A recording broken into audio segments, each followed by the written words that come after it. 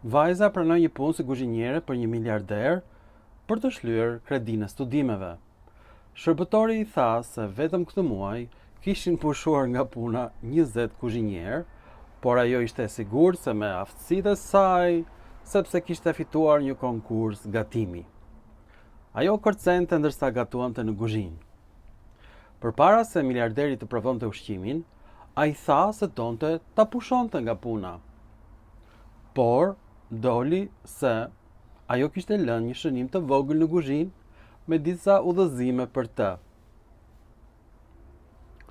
Miliarderi e pa shënimin dhe u zëmërua.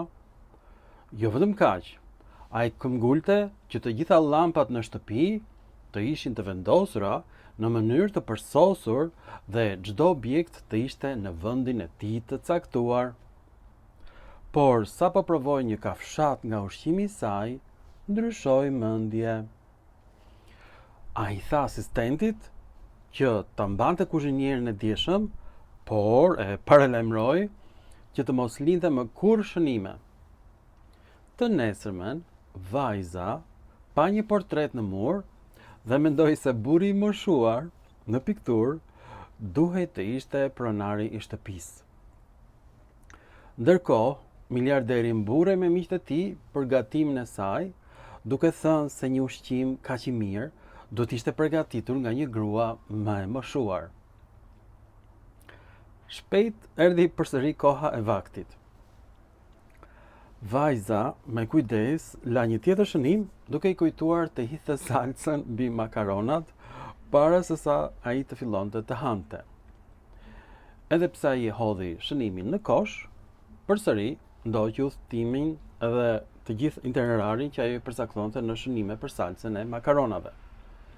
Të nesërmen, ajo vuri re se tavolina ishte bosh, ndaj solli një bim të vogël për t'i dhënë pak gjelbërim ambientit. Ajo la gjithashtu një shënim ku i kujtonte që të ujiste bimën. Por të nesërmen, bima dhe vazoja ishin zhdukur. Miliarderi madje i la një mesazh duke i thënë se nuk duronte dot të kishte shënime të shpërndara në të gjithë shtëpinë.